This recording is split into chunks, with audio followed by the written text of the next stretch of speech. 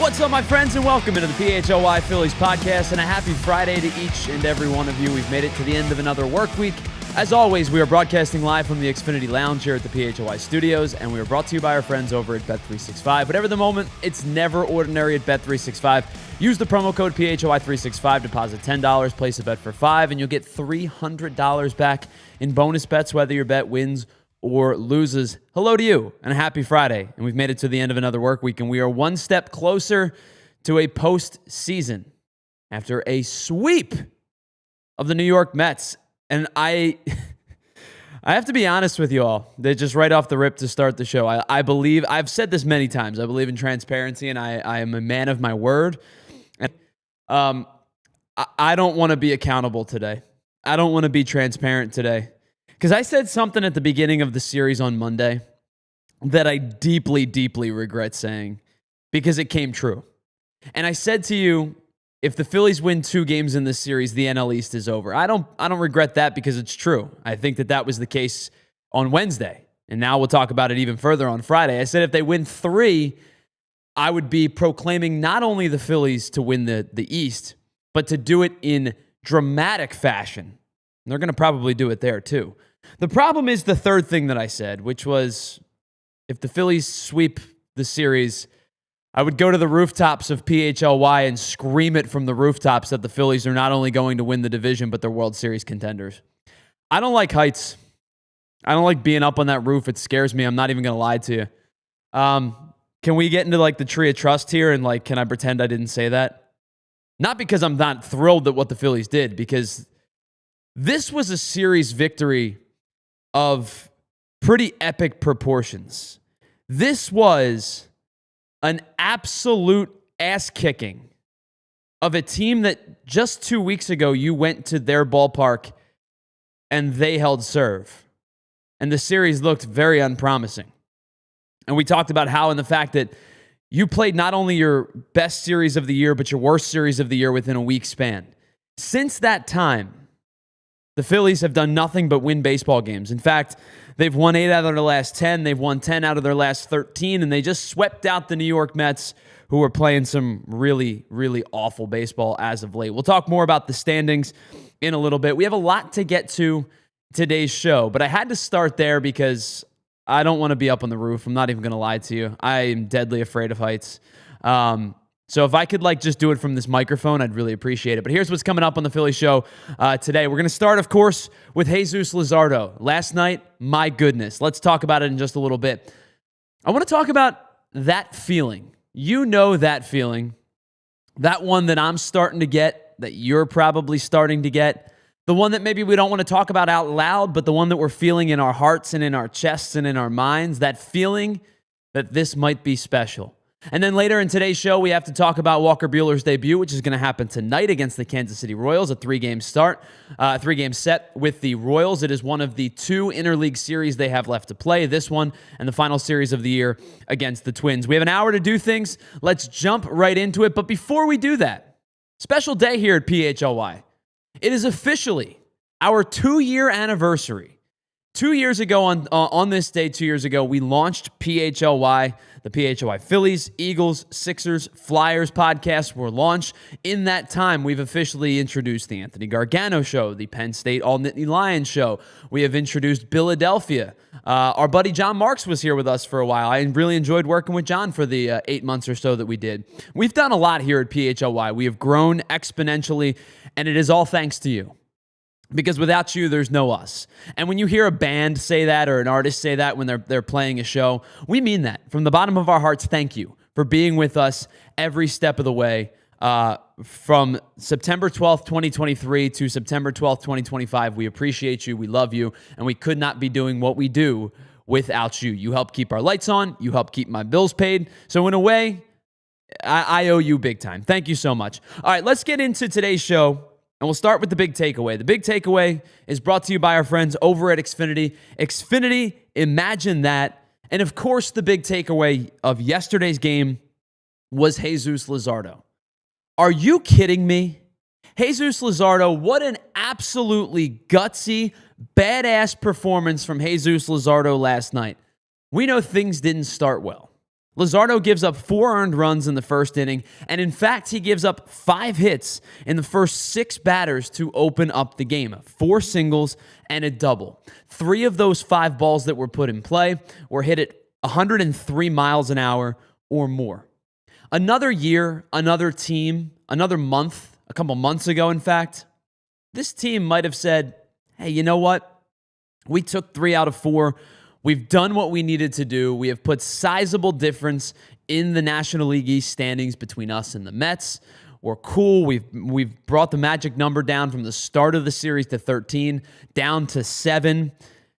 That's good.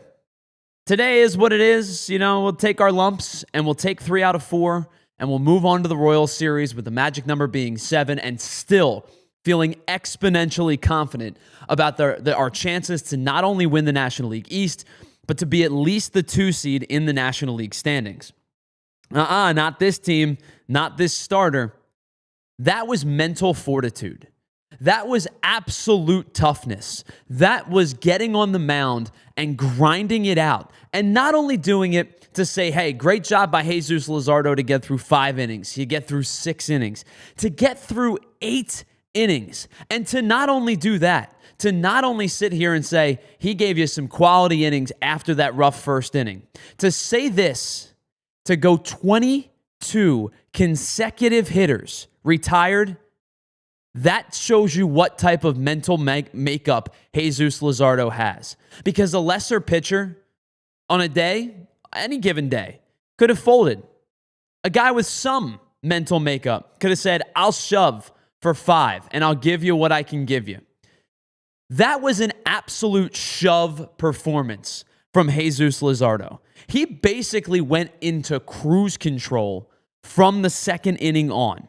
So he rolls up a double play to get out of the first inning, to not give up any more damage, to limit the damage to the 4 runs, and then proceeds to retire those 22 consecutive hitters. Just absolute masterful work from Jesus Luzardo.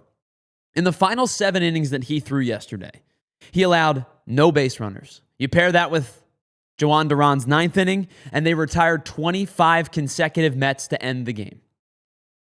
He struck out 9.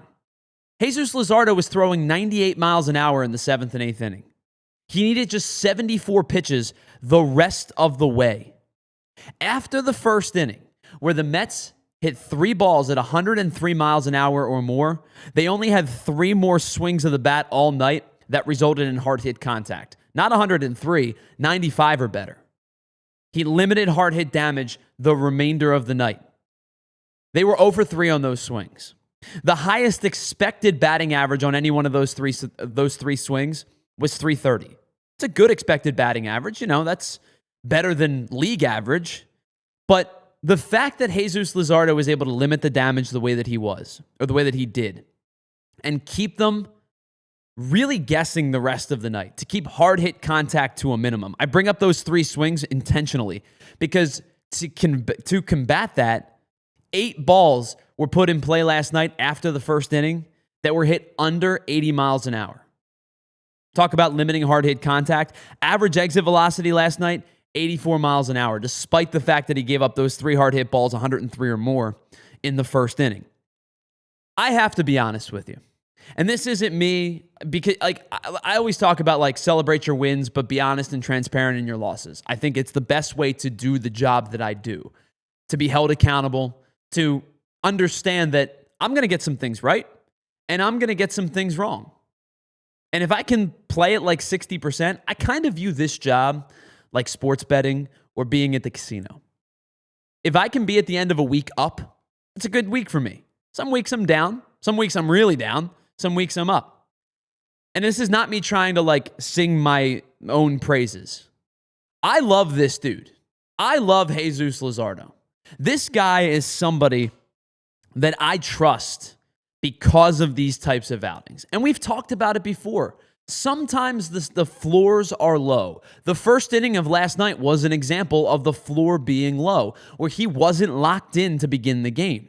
Sometimes you see 5 and 6 run outings. You saw the 8 run outing against the Blue Jays. You saw the 12 run outing against the Brewers. But you're now looking at a guy with 30 starts this season and I could hand pick you the 5 bad starts.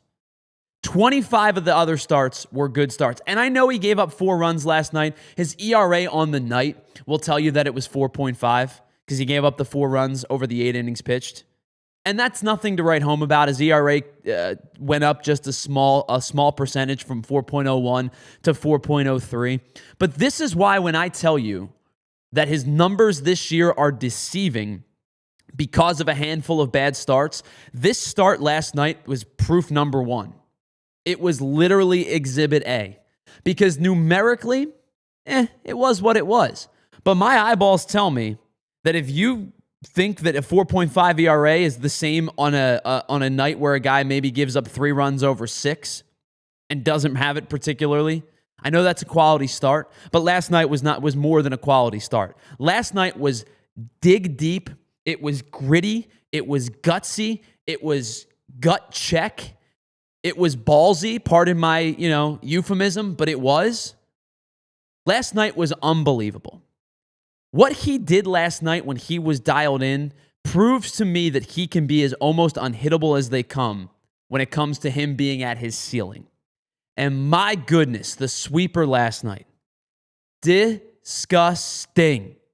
Disgusting, the sweeper last night. He threw it 43 times. He's pretty much buried the slider. We talked about that split early in the year, using the sweeper as that breakaway pitch to the lefties, using the slider as the tight gyro, get a little bit of dip at the end against the righties.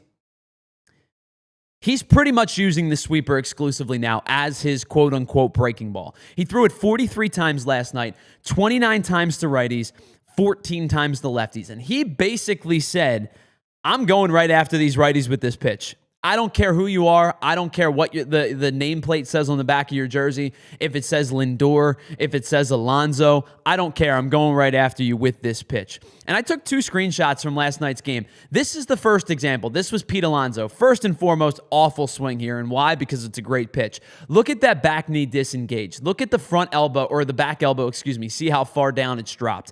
This is because Jesus Luzardo last night, when he wanted to, was burying that sweeper off the back foot of right-handed hitters. That's about as good of a pitch, and I understand it's hard to see like in a screenshot, but that's about as good as a pitch. If you go back and watch that pitch to Pete Alonso, about as good as the pitch of a sweeper as you're going to see to a right-handed hitter. That is the type of pitch when he throws that off the back foot, like when I think about Jose Alvarado throwing the cutter off the back foot to righties, that's the type of pitch that I get excited about. But it wasn't just the whiffs, right? He got 9 whiffs on 19 sweeper swings last night, but he was also able to locate the pitch for strikes. He used the sweeper 14 times to get called strikes. Here's the second one. This is an at-bat to Mark Vientos. And again, I know it's hard to see, and he maybe got a little bit of the benefit of the doubt from the home plate umpire last night. But when you talk about painting, that's painting a front door sweeper, to a right-handed hitter. Because here's the thing. Even if Mark Vientos wanted to go after that pitch, even if it was actually a strike, maybe it was, maybe it wasn't, I'm not here to complain, but maybe it was, maybe it wasn't. Even if it was an actual strike, what's Mark Vientos going to do with that pitch? He's going to beat that pitch into the ground to the right side. He might get it to sneak through. He might do a good job of getting his hands through the zone and extending it and going the other way with it. But I bet you the likeliest scenario is he's going to ground out to the second baseman on that swing, if he were to swing. That is a dot from Jesus Luzardo. 53% of the sweepers that Jesus Luzardo threw last night were either called strikes or whiffs. He was on one with that pitch last night, and he used it the most. He used it as the most used pitch last night. I would venture a guess the 43 sweepers is right up there with the most he's used that in a single game all year. I didn't go back and look at his game log. I would bet you it's right up there. 43 is a lot for any pitch that's not a fastball, let alone a breaking ball. Now, let's talk about that pitch as a whole. Now, this is where we nerd out a little bit. I love this pitch. And by the way, this is a pitch he started using this year. This season's the first time he really has broken out this sweeper. He has used it just over 30% of the time this year. He's thrown it 859 times. Opponents as a whole are hitting 167 off of it. And the expected batting average on that pitch, it's less. It's 150, which means there's more room to grow with that sweeper. They're slugging 245. The average exit velocity, 85 miles an hour. Batters as a whole, whiffing 43.8% of the time. But why is it so deadly? It's because he uses it so effectively to left-handed hitters. He's thrown it to lefties 318 times this year, and they're hitting 140 off of it. They're slugging 186. They have just 12 hits, and of those 12 hits, 8 of them are singles. So he's limiting damage even when he's giving up base hits, and that whiff rate, it goes up even further, 49.4%. Now let's talk about where it's really the most effective. Against lefties with 2 strikes. This year, lefties with 2 strikes facing the sweeper are hitting 4 for 61. That is an .066 batting average against the sweeper with 2 strikes. They're slugging .098. You know what the whiff rate is? 53.5%. When he gets into a groove with that sweeper, it's unhittable. When he faces lefties with that sweeper, it's one of the best pitches in his arsenal. He needs to be able to establish the fastball because if guys start sitting in and locking in on sweeper for strikes, that's where problems arise. But if he can locate the fastball like he was doing in the second inning on, if he can use that changeup sporadically to get it to get a lot of righties off their front foot to swing and miss against righties, if he can use the slider occasionally to the right-handed hitter, locate the fastball up in the zone, locate the fastball down on the outer edge, that's when the sweeper becomes his best pitch in the arsenal. And it only is going to continue to get better and better and better because he's really still only 30 games into it. And that's my big takeaway of today's game, is that Jesus Luzardo last night put together one of the most gutsy performances I have seen of a Phillies pitcher this season. It's the big takeaway. It's brought to you by our friends over at Xfinity. Xfinity, imagine that. Head on over to Xfinity.com to learn more about how to upgrade not only your Wi-Fi, but of course, all of your viewing needs, whether it comes in the form of the 4-box, the quad box, whatever it might be. Xfinity.com has all of the information. All right, let's take a break. On the other side, we are going to get into a little bit more of a feel. Right? We talked more logically, more objectively, more statistically in that first segment when it comes to Jesus Luzardo. Let me tell you why I feel, how I feel. This is our little group expression segment, if you will. I'm going to tell you how I feel about this Phillies team heading into the final 15 games of the year. Newsflash, probably pretty obvious. It's pretty darn good. We'll talk more about that on the other side. We have to get into Walker Buehler's debut, and then we will talk about the National League standings and where every team sits and why I feel, again, really good about the Phillies' chances heading into the postseason. It's the PHLY Phillies podcast. We are broadcasting live from the Xfinity Lounge here at the PHLY studios. We are brought to you by our friends over at Bet365. We'll be right back after this. All right, so you're hanging out with your friends, right? You want to get baseball on the brain. You got a big game last night. You maybe want to get into the series this weekend as Kansas City comes to town. Head on over to a friend's place. You get set for an awesome night of baseball, and your friend's setup is a total mess. It's lagging, it's buffering, it's switching between apps, trying to find the game unsuccessfully. Your buddy claimed he was a big fan, but you really feel like you've been fanfished. That's why if you call yourself a baseball fan, you have to get Xfinity. It is the ultimate sports destination. You can find all of the best games and, of course, your local hometown team who's playing some incredible ball right now, all in one place. And the way that you watch, it becomes next level. It is the perfect fan flex. It has all of the action right in your living room. Plus, with Xfinity's best picture and sound with enhanced 4K, it's so clear it feels like you're right there in the ballpark. Sometimes you've got 4 games going all at once, because why not? On top of that, you get real-time notification and live stats right on your TV. It is the best seat in the house every single time. Next game day, make sure that big fan in your life isn't a big fail. Learn more at Xfinity.com. Xfinity, imagine that. All right, let me tell you about our presenting sponsor and our friends here at Bet365. Whatever the moment, it's never ordinary at Bet365. Find out why 90 million users worldwide have been able to live stream 780,000 events each and every year. And with Bet365 early payout offer, if your team is up by 5 runs at any point in an MLB game, you're going to get an instant payout on straight bets and parlay selections marked as winners. So download the app, use the code PHLY365 when you sign up. And how about this? When you use that code, you deposit $10, place place a bet for $5 and now get $300 back in bonus bets, whether your bet wins or loses. Bonus bets can be used on spreads, totals, player props, futures, and so much more. And find out why, whatever the moment, it's never ordinary at Bet365. Must be 21 and physically located in PA. If you or someone you know has a gambling problem and wants help, please call 1-800-GAMBLER. All right, welcome back to the PHLY Phillies podcast. Yes, as Bree puts down, Bree Savarino producing today's show. Hit that like button on your way in or while you're here. We would really appreciate it. Again, helps us keep the lights on. I want to say hello to everybody in the chat today. Linda, Futz, John Peace, Jaden, Frank Barber, everybody that's here. Really appreciate you. A happy Friday to you. We are, again, we're at the end of the work week. Friday's a celebratory day. Enjoy your weekend. You have Phillies and the Royals coming up. Got college ball tomorrow. You've got the Eagles and the Chiefs on Sunday. NFL slate on Sunday. I will say this. I think that September, October is the best time in sports because it is just an absolute. And you know me, I love summer, right? I'm a big summer guy. I would live summer all year round if I could. But when September and October roll around, baseball's regular season ends, playoffs begin. The NFL is back. College football is back. We're not too far from the NBA and the NHL restarting. We're going to have, basically wall-to-wall sports coverage for the next 6 months. Now, you start get to November, December, and I start to get a little bit grumpy because the weather stinks and it gets dreary and gray outside and the sun sets at 4 o'clock, and I feel like it's, eternal darkness outside. But September and October, they might be the two best months of the year when it comes to sports. I think the only month that might rival that is March into April. Because with March into April, NBA, NHL in full swing, postseason's right around the corner. MLB is about to start. You start to get the warmer months are starting to come back. March Madness is right there. But I think, for my money, the best time of the sports calendar year, September and October. And we're into it now. And it's really just it's like sports euphoria. It might be sports overload at times, but it's like sports euphoria. And luckily for us, the two professional teams that play, and let me rephrase that, the three professional teams, because I'm wearing my Union gear. The Union is stand atop the East table.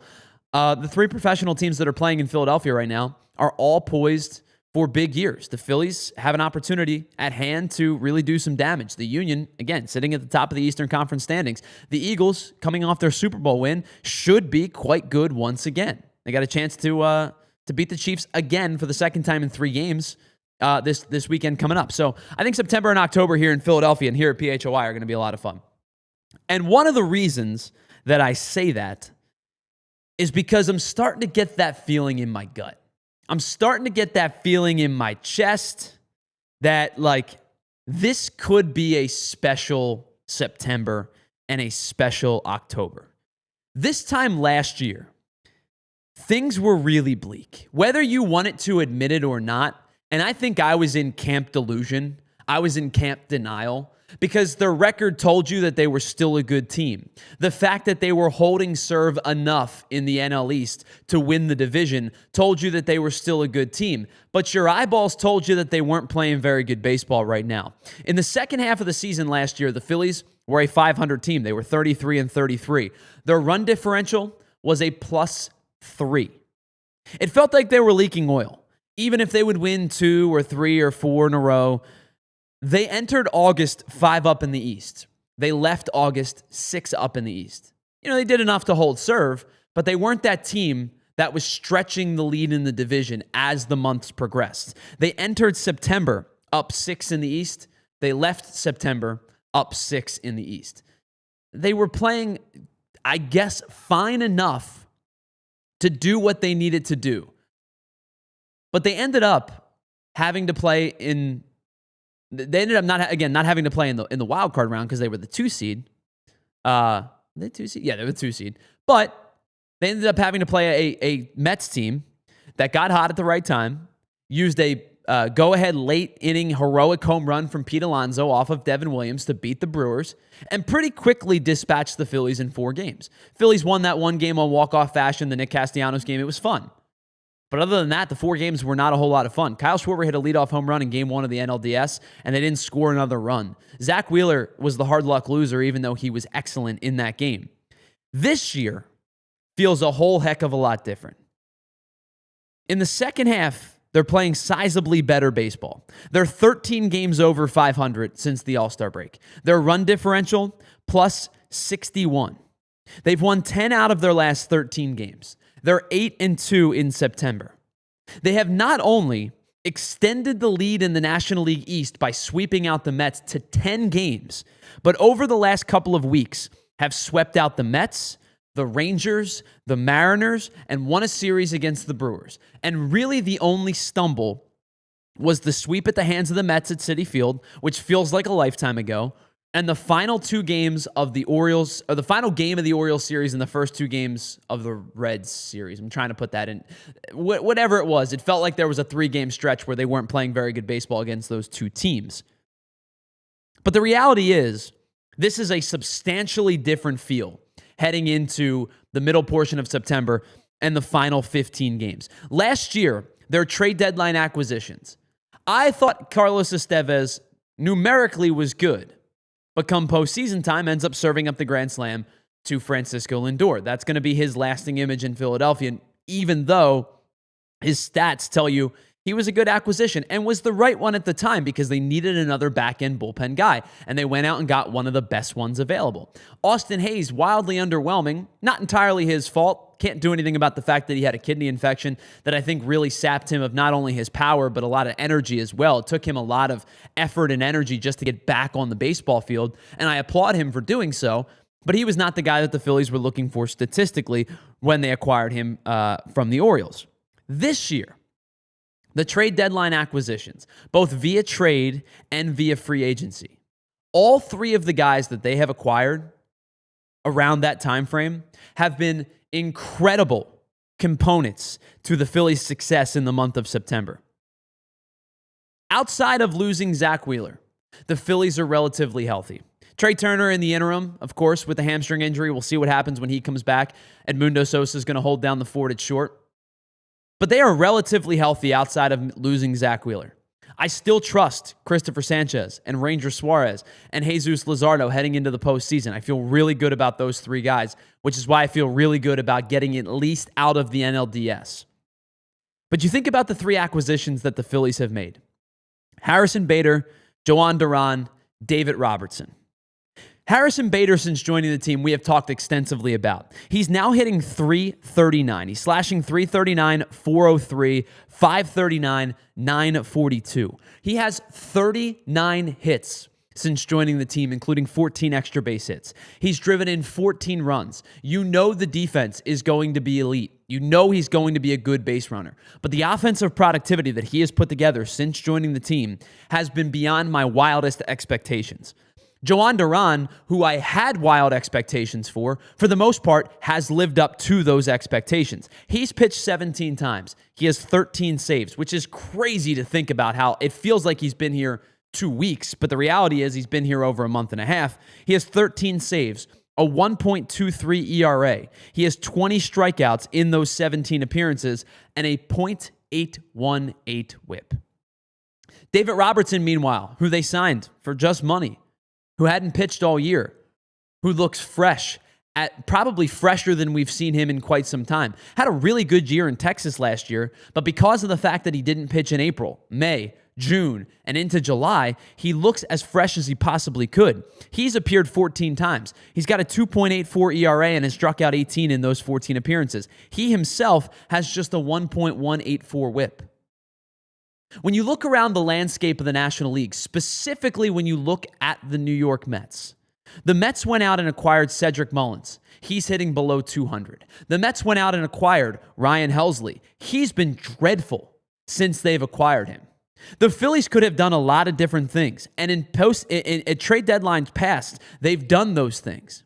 Every guy that they have acquired at and around the trade deadline has made market improvements to this team. And those 3 guys, paired with the fact that before the injury, Trey Turner was having a Phillies career year, paired with the fact that the starting rotation, even without Zach Wheeler, was feeling really, really good, paired with the fact that you now have a bullpen that has structure in place and has roles that you feel really, really good about. I have this gut feeling in my stomach. It's in my head, it's in my chest, it's in my heart, and it's not one that I feel good about because I'm a Phillies fan. I think it's one that I feel good about objectively. I watched the John Boy Media video the other day that said the Phillies are the best team heading into the postseason. And that doesn't necessarily mean they're going to finish with the best record. Still think the Brewers have a pretty good chance to be the 1 seed. It doesn't necessarily mean that the Phillies are going to have the number 1 postseason odds to win the World Series. I still think that's going to end up going to a team like the Dodgers just because they're the Dodgers. But I feel really, really good with the final 15 games of the regular season heading into the postseason, and probably feel as best as I have all season long that the Phillies can win the World Series. There is no doubt in my mind this team is a World Series contender, and there is no question in my mind that this team could be having a parade down Broad Street. And I felt pretty good about that all season long with the highs and the lows, and the highs being them as a World Series contender. I think the floor has started to raise. Now, I don't know if Harrison Bader hits 330 for the rest of the year. I don't know if Brandon Marsh stays as hot as he has been. I don't know if Max Kepler continues to swing a hot bat. I don't know how Trey Turner performs when he gets back. But I know a lot. And I don't mean I know a lot, meaning I'm smart. I mean, I know a lot. There are constants with this team right now that give me a lot to believe in. That give me a lot to believe in when I look around the rest of the National League, that this team is as good or better than every team in the National League. When you look externally, you start to feel really good about the fact that the Phillies are healthy. When you look externally, you start to feel really good about the fact that the Phillies have made a lot of the right moves, seemingly, at the trade deadline. I pinpointed a couple of teams so far. 4 teams that I think are still playoff caliber teams, 3 of which are definitively playoff caliber team. The 4th, of course, is the Mets. Let's start with the Mets because we alluded to it. They're free-falling since being swept by the Phillies, and they're free-falling really since the start of the second half. They have the 3rd or 4th worst record since the All-Star break in all of baseball. Ryan Helsley, as we mentioned, has been a mess. Cedric Mullins, I think at this point, is cooked. I am very happy they went out and got Harrison Bader as opposed to Cedric Mullins because Bader has performed and Mullins has not. I don't know if the Mets make the postseason. The Reds might catch them at the end. But even if they do, I don't feel good about their chances. This is not the miracle Mets, the magic Mets that we saw a season ago. This is an average baseball team right now. They have a lot of talent, don't get me wrong. Juan Soto's elite. Pete Alonso is elite. Francisco Lindor is elite. But they're playing like an average baseball team right now. How about the Chicago Cubs? We know that offense is clicking, but Kyle Tucker is banged up. Mike Soroka has pitched just once since being acquired. Who knows how long he's going to be out for? Daniel Palencia is on the IL with a shoulder strain. The recurring theme that I'm about to get into is that the Phillies are healthy and a lot of these other teams are starting to get some cracks in the foundation. The Dodgers have been dealing with injuries all season long. Will Smith hurt his hand recently. He's going to be fine, but he's another banged up player. Like I wrote in my notes, WTF happened to Mookie Betts for most of this year. Now, I will say this. He's coming out of like a season-long slump. He's hitting .333 in the last 28 days. I think he's finally come out of it. He's fine. But what happened with Mookie Betts for a majority of the year? The Dodgers have dealt with a slew of injuries all season long. To Roki Sasaki, to Yoshinobu Yamamoto, to Tyler Glasnow. Their pitching staff has been riddled with injuries. The guys that they signed, like Kirby Yates and Tanner Scott, have not been particularly good. They have been piecing things together. They look human. The team that we thought were the superheroes of the league have looked really, really human. And then the Milwaukee Brewers. They're still really good. But their bullpen's taken a couple of sizable hits recently. Shelby Miller's done for the year. He has a UCL strain. He may not pitch at all next year. Trevor McGill and Nick Mears, they're probably going to be back soon, but how effective are they going to be? I don't know the answer to that question. It's a really good bullpen that has seen a lot of injuries start to mount up over the last couple of weeks. This Phillies team, man, you still have to do it in October, and anything can happen over 5 days or 7 days in 5 games. But if you asked me 3-4 weeks ago, how do I feel about the Phillies? I would have told you I feel good. If you ask me now, how do I feel about the Phillies? I feel chesty. I feel great. I feel like this team has a legitimate chance to not only do some damage in the postseason, to not only get to the World Series, but I think this team has a legitimate chance to win the World Series. Compared to last year, my feeling is on the absolute opposite end of the pendulum swing. I feel great heading into the final 15 games. Barring injuries, this team is going to make some noise in the postseason. All right, let's pause for just a moment. On the other side, we are going to get into Walker Buehler's debut. All right, I was just really, really excited. I'll tell you why this start really doesn't do a whole lot for me. I get why the Phillies did it, but it doesn't do a whole lot for me. And then we're going to get into the National League standings, kind of what we alluded to in that last segment there, but we'll show you the graphic and we'll show you what it means to get into the National League standings as a whole. It's the PHLY Phillies podcast. We are brought to you by our friends over at Bet365. We are broadcasting live from the Xfinity Lounge here at the PHLY studios, and we'll be right back after this.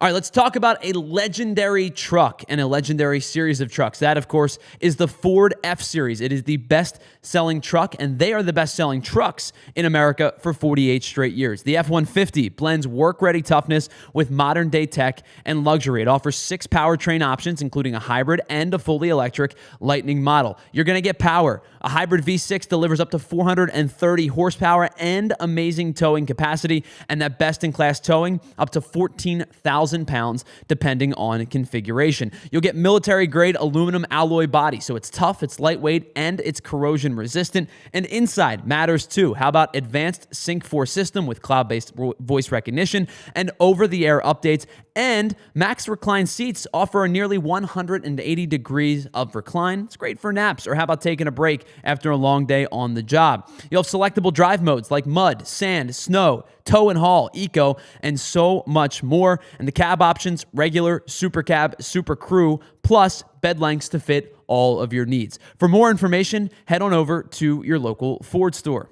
All right, while we're at it, let me tell you about our friends over at Game Time. As we get closer and closer to the MLB postseason, you want to get tickets that matter and tickets that are not just effective, but they're the ones that are truly 100% authentic as well. And with the Game Time app, they give the advantage back to the fans. It's the hack for unlocking amazing tickets and experiences with just a few taps. Plus, fees are always included, so you're going to know exactly what you see. I've been telling you about the 3D seat map for a while now. The 3D seat map is awesome. You're going to see exactly where your seat's going to be, how you sit, where you're positioned to the field, to the scoreboard, whatever you might need. And are you in the sun? Are you in the shade? You'll see all of that with the 3D seat map. Game Time offers the lowest price guarantee. They offer event cancellation policy, job loss protection. They want to work with you to make sure not only do you have a great experience, but if something were to happen, you can help to figure out how to get your money back. They give you great zone deals. They offer you the seat view, as I said, and it's the lowest price guarantee, or Game Time will credit you 110% of the difference.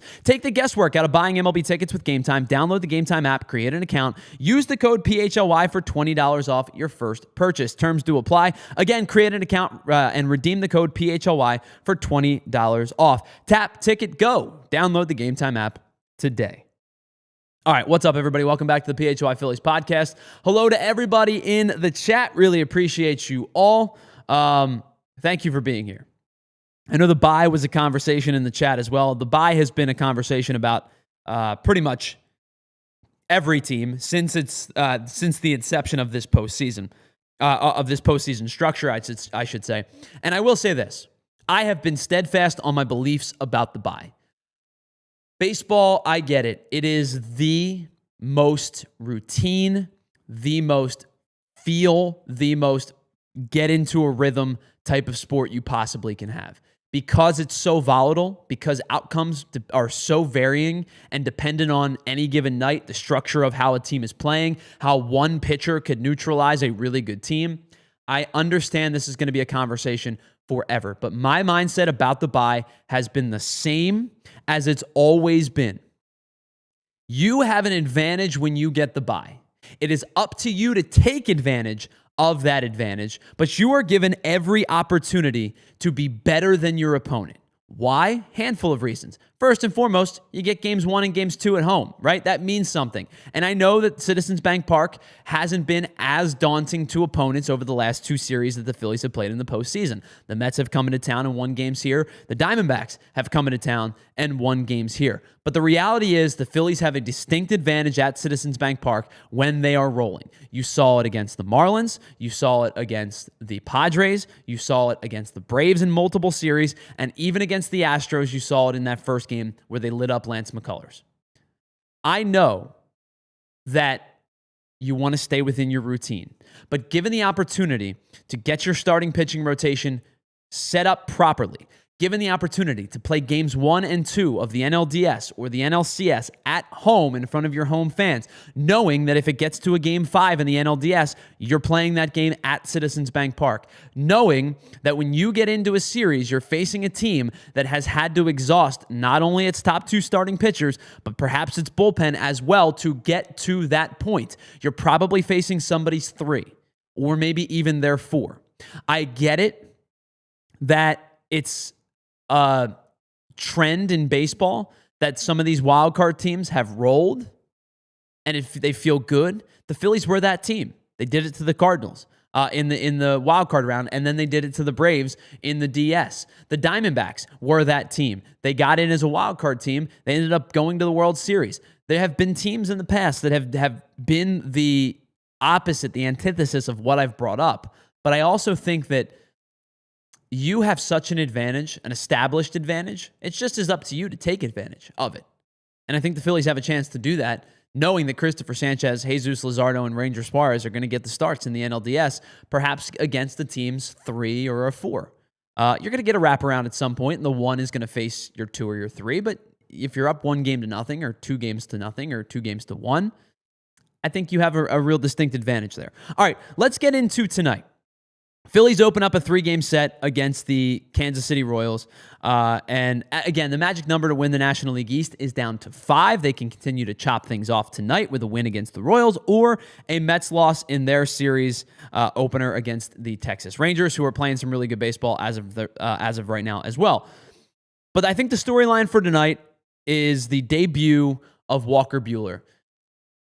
I said it when the Phillies signed Walker Buehler on the Emergency Podcast, and I'll say it now. I'm not expecting much from Walker Buehler. I'm expecting this guy to come in and eat innings. I'm expecting him to be able to set up the rotation for the Phillies heading into the stretch to alleviate some of the stress on Sanchez, on Suarez, on Luzardo, on Nola. Come in and eat some innings for you. He'll probably make 2 or 3 starts the rest of the way. We'll see how he impacts the postseason roster. But the guy that you saw in Boston and the guy that you saw for a majority of the year in LA last year, and I know he got the final out of the World Series and pitched well in that inning, but the guy that you saw for the last 2 seasons over his last 39 appearances has not been very good. His numbers are not good this year. Let's take a look at his numbers from this season with the Boston Red Sox. 23 appearances. He made 22 starts. He has a 5.45 ERA. He's tossed just a little bit over 112 innings. Strikeouts are down for him. He's down to just 84 strikeouts. The whip really is where I get kind of, questionable. It's a 1.56 whip. It means he's given up a base runner and a half every single inning. Now, he made an appearance in Lehigh Valley earlier this week. He threw 3 innings. He gave up 1 earned run. He did strike out 5. I guess that was enough for the Phillies to say it's time to make your appearance, and he'll be back with the Major League roster tonight when they take on the Kansas City Royals. Now, here's my thing, the kind of the reasoning behind why I'm not super sold on Walker Buehler. All of the numbers that you want to go in the right direction have not. For example, strikeout rate is at a career low, 16.6%. Walk rate, going in the wrong direction, is at basically a career high for full seasons at 10.7%. His ERA is 5.4. His expected ERA is 5.7, which ranks amongst the bottom 5% in all of baseball. Fastball velocity has diminished. I am going to say this. I am not expecting 2021 Walker Buehler. That guy, I don't think exists anymore. And it's not fair to expect that. I don't think you're even going to get 2022 Walker Buehler, who made 12 appearances and had a 4.02 ERA, but the strikeout numbers compared to the innings were pretty good. And a 1.2 whip is significantly different than a 1.56 whip. Over the last 2 seasons, he's thrown just shy of 190 innings, and he has given up well over 200 hits. He's also walked over 80 hitters. The 55 walks in 121 appearances is the 15th most in the American League, and he hasn't pitched in the American League in almost 3 weeks. And so my expectations are very, very low for Walker Buehler. I'm asking him to come in and eat innings. I'm asking him to not be completely disastrous. And I'm asking him to give a little bit of breath and pause, a little bit of respite for those 3 guys, and even for Aaron Nola, really, those 4 guys, for the remainder of the season. So Walker Buehler, what has he done differently since that 2021 season? That was really, again, 2021 was really the last time we saw Walker Buehler be the guy that we kind of expected him to be throughout his career. What has he done? Well, he doesn't throw as hard anymore. 2021, he was throwing his fastball on average at about 95 miles an hour. It's down to about 94 miles an hour at this point. He's also significantly less reliant on the four-seam than he was in 2021, throwing it at about 45% of the time in 2021. This year, down to 24%. He's also started to incorporate a significant amount of pitches. This season so far, 7 different pitches in his arsenal. He uses the four-seam. He uses the cutter. He uses the sinker, the slider, the knuckle curve, the sweeper, and the changeup. And all of those pitches he has thrown at least 132 times this year. If he can be a guy who can give you 5 innings and give you 4 earned runs, kind of like the Taijuan Walker stat line that we've been asking for, that's probably enough. It's a guy who can continue to, as I said, keep your rotation fresh down the stretch, and he's going to make 3 starts. I'm not asking him to set the world on fire. I'm just asking him to come in and not stink it up. If we see an inning in 2/3 and 8 earned runs, that's taxing to the bullpen. If we see 4 1/3, 5 innings, if he can get into the 6th and give up 4 or 5 earned runs, keep the Phillies enough into the ball game, then, we can live with it. But I will say this. The Phillies in this series coming up are set to start Walker Buehler, Taijuan Walker, and Aaron Nola. Aaron Nola hasn't pitched particularly well this year, but is coming off the best start of his season, bar none, no question about it.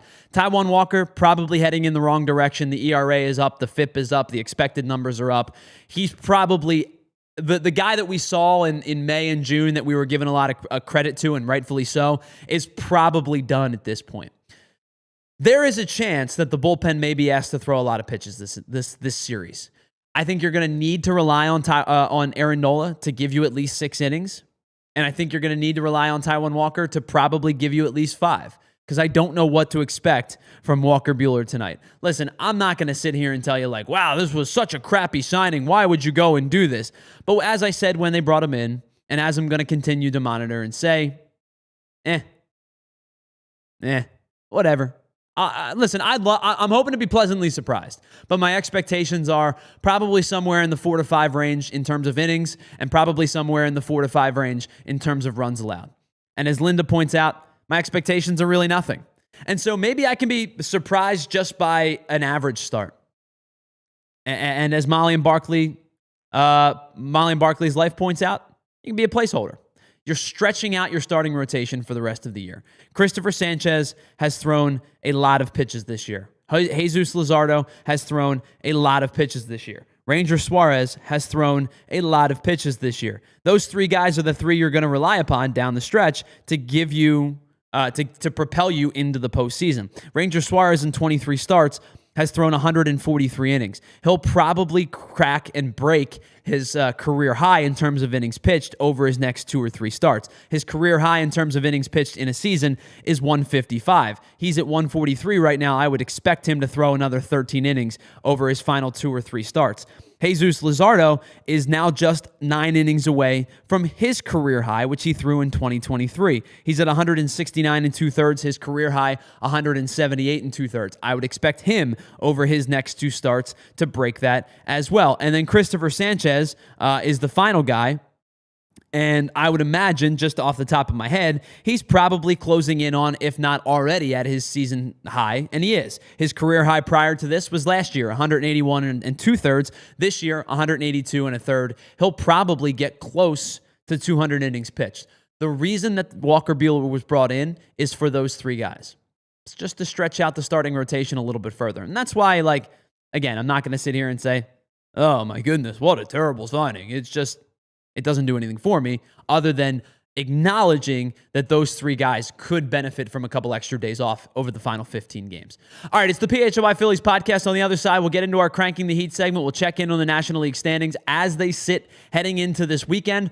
15 games left for the Phillies. 5 3-game series. They face the Royals, the Dodgers, the Diamondbacks, the Marlins, and the Twins. That's all that's left. 2 of those series on the road, the Dodgers and the Diamondbacks, the final West Coast trip of the year.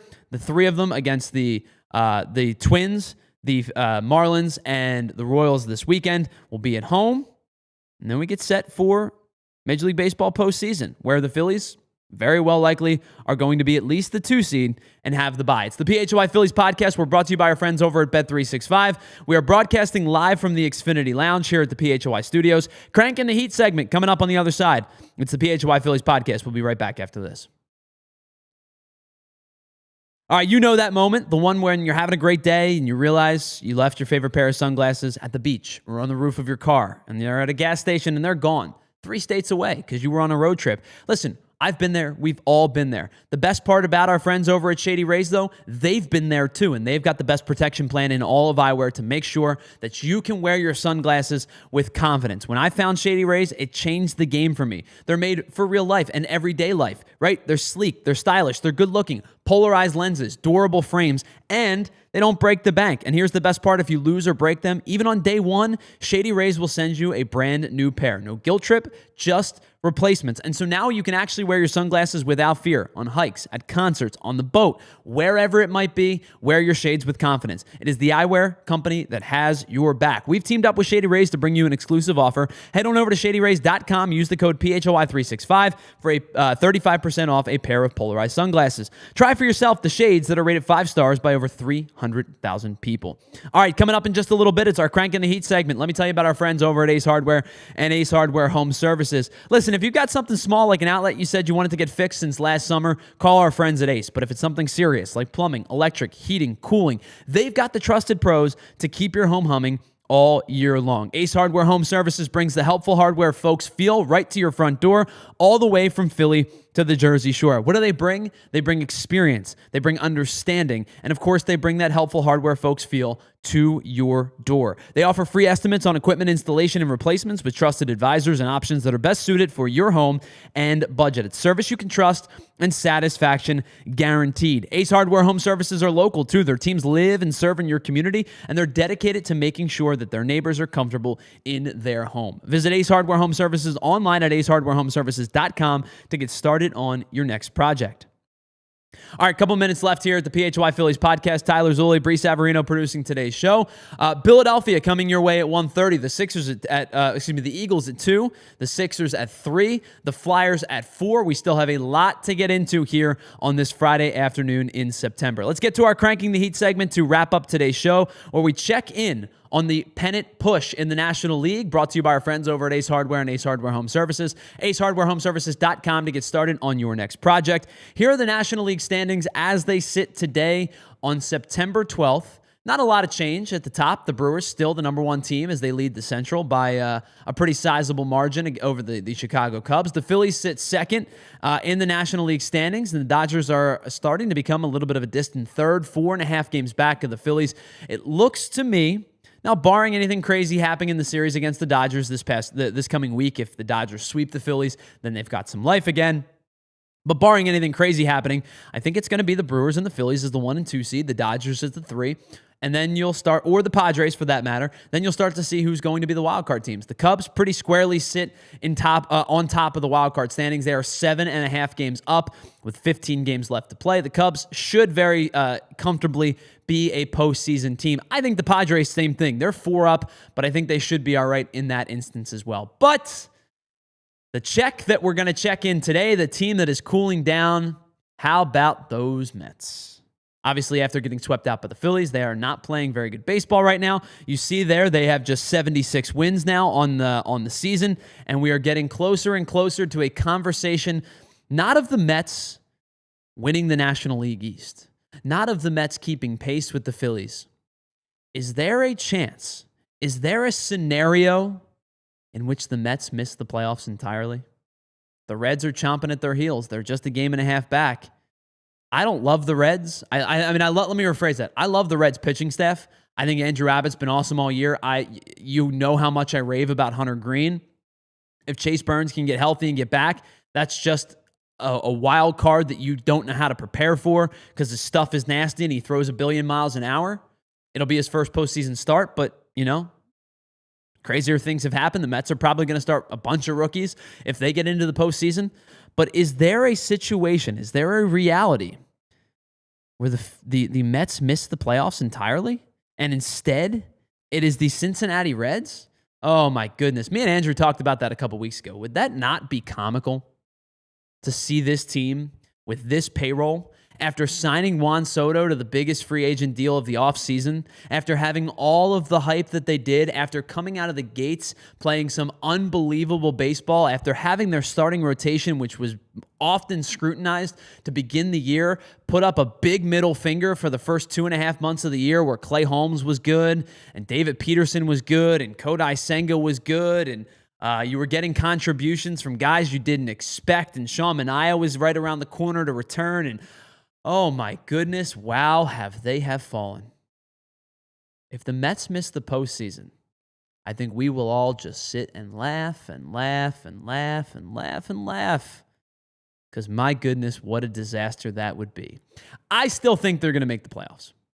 I say all that to tell you I think the Mets still make the playoffs. I think they're going to be the wild card team. I just think they're slightly a little bit better than the Reds. But it's not outside the realm of possibility for it to happen anymore. Something that I thought was a foregone conclusion that the 6 teams within the playoff standings were going to be the 6 teams. It's not outside the realm of possibility anymore. And then one final thing. And Futz, I see that what you just brought up there is something I've been talking about for a while. I would tend to agree. I think you want the team that limps into the playoffs. You want that team that's not playing good baseball, that backed their way into the postseason by just having enough to get in. But in this case, it would be hysterical. But I will say this, I said this a couple weeks ago, and I wonder if it's true now. Would a team rather see the Mets at this juncture, the way that they're playing, especially away from Citi Field, than see the Reds? Would a team rather see the Mets than see the Giants, who I don't think are particularly good in total, but have played some really good baseball over the last couple of weeks? Would you rather see the Mets at this point? I think there might be value to that as well. One final thing I'm going to leave you with. I think it was just a couple of weeks ago that we said, man, the Brewers are on a roll. That's the 1 seed, and then you're going to play for the 2. It is not outside the realm of possibility for the Phillies to get to them. I think it's going to take a lot of extra work. I still do believe the Brewers at the end of the day will be the 1 seed, and the Phillies are going to be the 2. But the Phillies are now just 2.5 games back of the Brewers. They've erased a pretty good deficit. The Brewers are only 4-6 in their last 10. They were swept out earlier last week. The Phillies just swept out the Mets. They're playing some good ball right now. It's very inspired 8-2 to start the month of September. It's not outside the realm of possibility anymore that the Phillies could, in fact, end up as the number 1 overall seed. I don't think it's going to happen, but it's something that's probably starting to creep into the back of the minds of the Brewers a little bit. Phillies are playing free and easy right now. After they were able to beat up on the Mets in the first 2 games and then take those 2 extra games to sweep out the series, they're playing some free and easy baseball right now. Now, it's up to them to continue. I'm not saying to continue an 800 pace, but this is a team that has a very real possibility to end up winning 92 games, 93 games. They only have to go 7-8 the rest of the way to get to 93. If they can get to 95, there is a chance that they could push for that 1 seed. And that's going to wrap up today's PHLY Phillies podcast. I'm feeling giddy heading into this weekend. This team is really, really good. And that's right, John Peace. Thank you. I forgot the Brewers were off yesterday. They're only 2 back. They did pick up that half game with the Brewers being off yesterday. Phillies and the Royals start a 3-game series tonight. Old friend Michael Lorenzen takes the mound for the Royals. It'll be, as we mentioned, Walker Buehler. Buehler, Walker. Gosh, I sound like I'm living in bizarro land. Walker Buehler starts tonight. Taijuan Walker starts tomorrow.